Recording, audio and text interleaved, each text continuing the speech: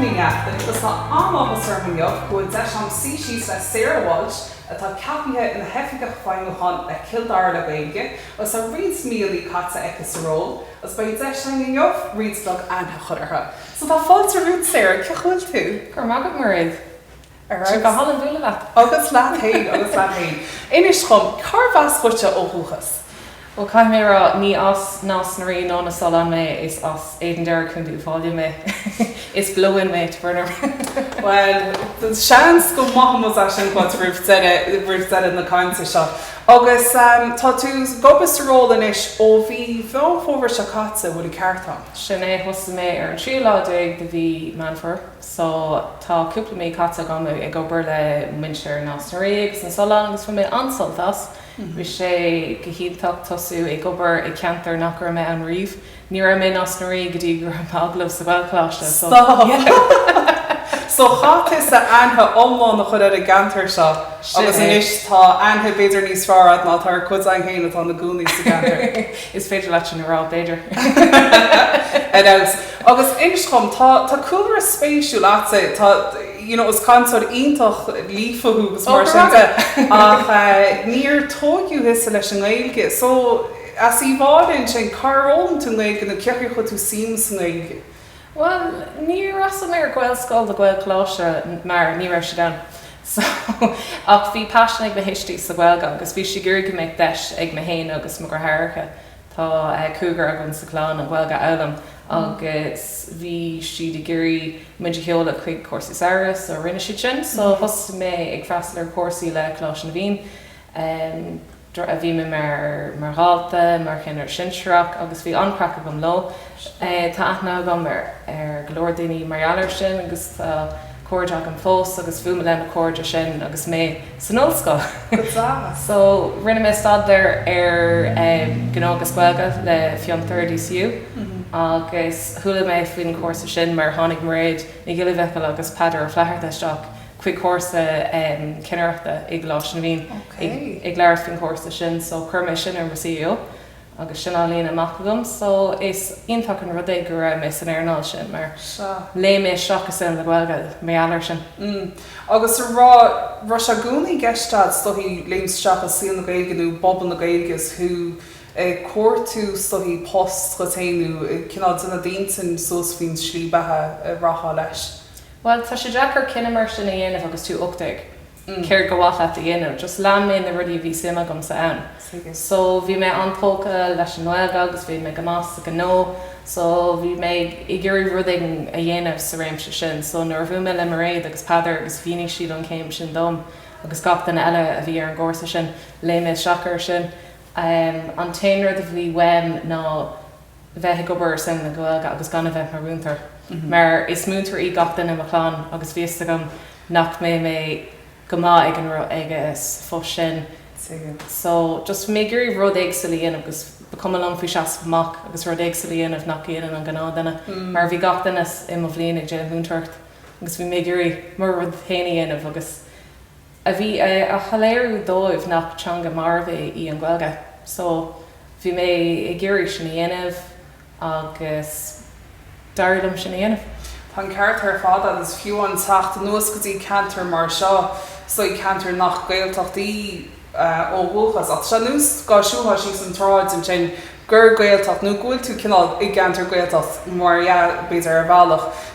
Mar cloisian tú neart Ghaeilge hart sa gantar agus le a cháir héin agus chola an eile i Cill Dara le Gaeilge bhí sin chud an Ghaeilge chun cinn sa gantar agus tá tomantas sin sa gantar seo so cínta so hí go bén tachtreacht tá wet ná gur féidir éon rudí an leis an Ghaeilge ba? Sin é go dtír ní bhain sin múntarcht amháin agus ní méid ag spiocha as múntarcht ach tá bhd níos mó deisna an déobh na Ghaeilge de les muide sin, so tá ansim in as rééis sa an sa Ghaeilge tá op nuascáil ann, tá gá Ghaeilpláiste is a chundaigh agus tá sé solar bhfuil ansim acu ann tuairt an Ghaeilge pay level atá acu agus tuairt an rangana. Bhí thuchar cuidig mé leis na leirlinna rangana Ghaeilge a thuchar ag tús na bliana seo, so bhí an éileh ar na rangana sin, bhí spás de fethe duine den trí rang sin agus bhí list a bheith an de fé duine, so dacha duine de gachrán. Bhí sin an agus leiríonn sin gohfuil passion ag daoine den Ghaeilge, agus mar go raibh siad ag gceiste sin dhéanamh ar Zoom. Bhí si lán áfailte freastal cumú an cén áte bhfuil siad sa tír. Se agus so tá neart cumis éagsúla á eiceáil agaí sna rangana sin sna leirlanna. Agus bhfuil si sin tííthe ag bhaointe Chill Dara amháin, nó bhfuil si ar fud chuna Chill Dara nó bhfuil daoine as tíomh mó freisin a hagann sa seach ag gátaí mar sin. Well, tá sé dúrthir muintear Chill Dara amháin ach is féidirlinn a rá bhfuil níos mó an hairna go bhfuil simachús na rangana tá daoine ó dúrtha eile atá na cónaí an seo. Ag freastal na rangna sin mar tápáistí acuús na Gaelscoilne. Agus tá sé gur níos má Ghaeilge elam, nó beidir nach bhfuil na páistí na Gaelscoilne ach tá si ag fearlam an Ghaeilge. So tá simachús atanga, so tá si gurí leirt agus pís beag go fiocha suas. Agus tá dá scéile agaíomh nach bhfuil séra i Cill Dara le Gaeilge, tá scéimú fógratha agaí nach bhfuil. Sin é, tá mar bí se rá bhfuil scéim gnócha dar seolta a gunanis. So leis an scéim sin takeí sé le gach an nás na Solán agus nás an rí an Ghaeilge úsáid mar earlais agus go mbeidh sin margaíocht dhéanamh leis agus sé an Ghaeilge chur fáil chus marthirí a bhfuil ansimachús a Ghaeilge mar tá sé atá níos mó ná 8 míle duine an Ghaeilge úsáid agus úsáidm siad é go léithúil. Agus é sin rá sé tá 8 Gaelscoil ann gach Gaelpláiste ann, so léironn sin bhfuil ansimachús a Ghaeilge, so tá muidir gurí chuir fáil an phobal. So leis an scéim seo ba na gnáilachtaí in teachtasteach, bheoidh siad takeíocht weim agus ó bhord Cill Dara le Gaeilge, bheoidh siad aiseolais fin próséis agus an chur chun cinn atá déanta acu. So fin scéim sin chuirmid rang na Ghaeilge ar fáil dómh, so ba sin chuir leis an chuid Ghaeilge tá acu termóliacht a fiocha suas agus Ghaeilge crin a eilm freisin. Rud atá tábhachtach mar déimiid ar fád dearmid fin tuise gine docht agus an mócan íleach. So ní hé gur gáda se bheith lífas Ghaeilge le tuair fin scéim tá sé fáil de gach ile duine gach gnó in Ástráig sa Solán. Agus tá maidir bís an scéim a cheola agus ba mé buúla le glór gnólachtaí ag scapa an scéil agus i mínadómh céir atá gceist leis ach an príomhrad ná tá maidir le takeú lo. Níl siad ar scoil, níl siad tuairt faoi nóir teist ná an béal tríú táid ag gurí cuiide lo an Ghaeilge úsáid mar earlais agus sin an príomhrad. Agus stoí is prósís fád a bhíonn seo, tá his a plé leis an scéim seo náide ó hosú sa ról nach Ghaeilge. Agus céirt go dtíocht a gceist leis, bhfuil choppa ránóg difriúla nó cechaí si go le an meastóireach nó monatóireach dhéana in na ránógaí nó bhfuil ránógaí gceist leis. Well, tá trí cuid de, so tos náid siad amach mar bháil. So dheoidh si bailreacht le Cill Dara le Gaeilge, ba siad sin is suas, scapi siad an scéil, scapi muid an scéil san luúg litir agus na meánach ag rábhfuil si páirte, tos náid siad ag freastal rangana agus chuirmid takeíocht ar fáil dómh, so hé é sin fógraí nó rangana nó bhaimid an cuiide lo le haisteachán nó le head sin. Agus nuair tá sin buint amach acu chuirmid scéil amach agus dearmid a se pobal gúil siad mar bhil príomha do Chill Dara le Gaeilge. So le sin leí si ra le na rangana, chuir siad fógraí amach ag rá go bhfuil duine X nó duine Y an service trí bhean na Ghaeilge nó gá ceann gach chuir fáil. Agus leis an céim sin ba mé ag takeú lo agus a cuiidú lo olbhú don tríú céim agus sin atas náisiúnta.